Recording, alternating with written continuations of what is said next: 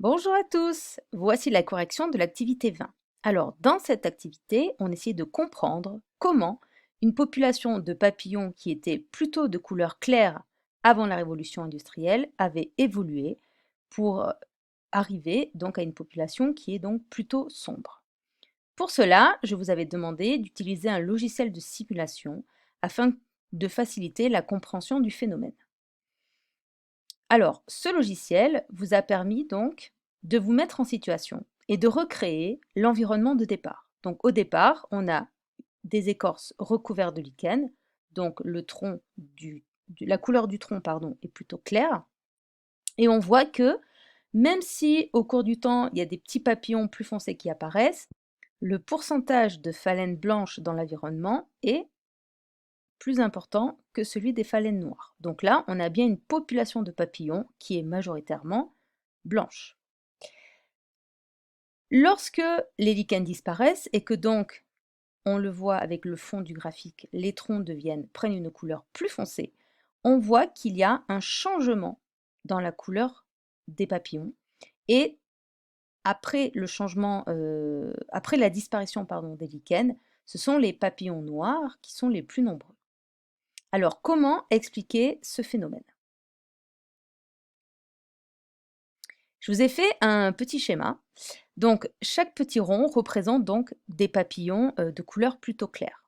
Donc, au départ, nous avons des papillons clairs qui, quand ils se reproduisent, font des petits papillons qui ont eux aussi une couleur claire. Mais il peut arriver que parfois, suite à une mutation, des papillons plus foncés apparaissent. Donc, c'est ce que je vous ai représenté ici avec cette flèche mutation.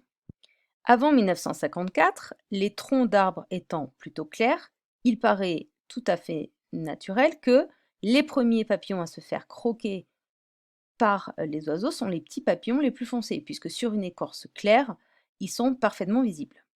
Voilà pourquoi la majorité d'entre eux vont mourir, et c'est ça qu'on appelle la sélection naturelle. C'est le fait que l'environnement élimine les êtres vivants qui sont le moins avantagés par leurs caractéristiques. Pendant ce temps, les petits papillons blancs continuent donc de se reproduire, de transmettre leur couleur blanche, même si il peut arriver que de temps en temps, de nouvelles mutations apparaissent et que donc des petits papillons noirs apparaissent. Mais globalement, tant que l'écorce des arbres est claire, on voit que la population dominante, c'est donc la population composée des petits papillons les plus clairs. Après 1954, il y a un changement de l'environnement et donc les lichens disparaissent. Les troncs d'arbres deviennent donc plus foncés et là on voit que cette fois la couleur blanche devient un désavantage alors que la couleur noire est plus avantageuse.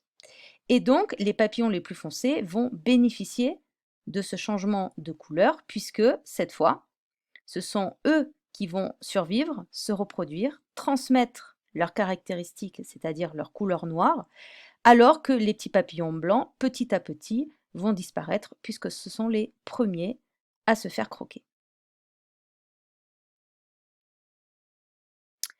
Donc, je vous ai résumé ici tout ce que je viens de vous dire à l'oral.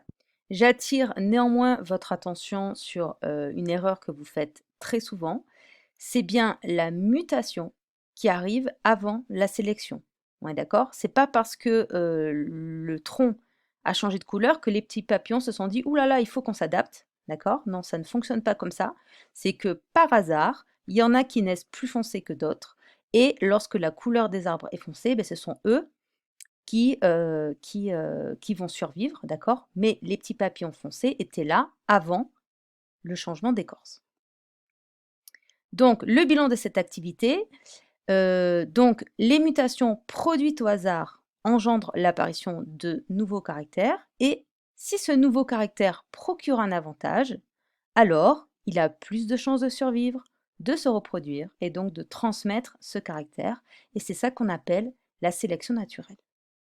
Vous allez donc pouvoir compléter le vocabulaire de ce chapitre avec les deux mots ici, donc mutation qui correspond à la modification de l'information génétique et enfin, sélection naturelle, qui donc correspond au tri des individus, qui est réalisé par l'environnement selon donc leur capacité à survivre et à se reproduire.